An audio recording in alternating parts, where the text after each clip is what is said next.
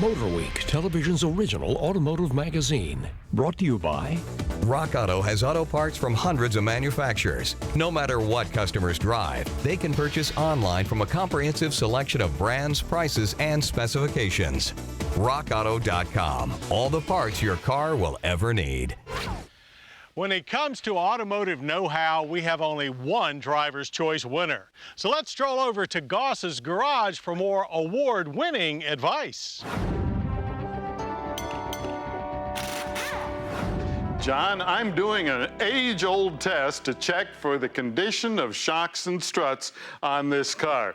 Well, that may not be the best way to do it anymore. And here to give us some pointers is Mac McGovern from K.Y.B. America. Mac, welcome to Goss's Garage. Well, thanks for having me here today. All right, so the bounce test. Why does it fail? You know, originally we called this a bounce and jounce test. And what it is basically is when you take one corner of the vehicle and move it aggressively up and down, release that movement, and then see how many times it moves to recover. Was a test we've been doing for years to estimate the condition of shocks and struts. All right, but that really only checks part of the shock or the strut, right? Yeah, that's a very good point. In fact, here we have an example of a twin tube shock and strut from K.Y.B. And the way it works is basically one end is attached to a wheel, the other end to the body. And it's moving up and down with every body movement, every wheel movement. It moves actually anywhere from 1,500 to 1,900 times a mile. And inside the valving that moves the hydraulic fluid to each side of the piston are a series of valves. There's a first, second, third stage, sometimes even more. The second and third stages are the real workhorse, the ones that control those heavy movements, big bumps and all, and really that's what you're checking with the bounce and jounce test. But the valve that works the hardest is the first stage, the one that's controlling all that little bit of tire movement, that little bit of body movement. That really adds stability to the vehicle. That's the one we're concerned about, but you can't really check it with the bounce and jounce test. Okay. Well, if we can't do it with the bounce test, what do we do? Well, the best way is to give it a good road test.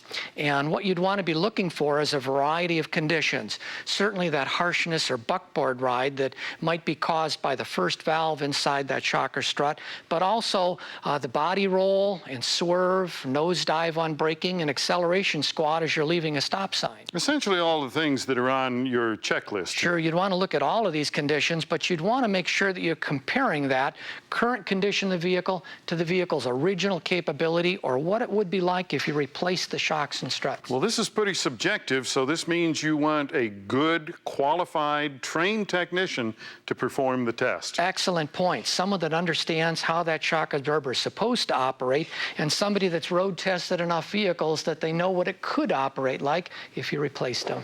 Mac, thank you. And if you have a question or comment, write to me. The address is Motor Week, Owings Mills, Maryland, 21117. Motor Week has been brought to you by Rock Auto has auto parts from hundreds of manufacturers. No matter what customers drive, they can purchase online from a comprehensive selection of brands, prices, and specifications. RockAuto.com. All the parts your car will ever need.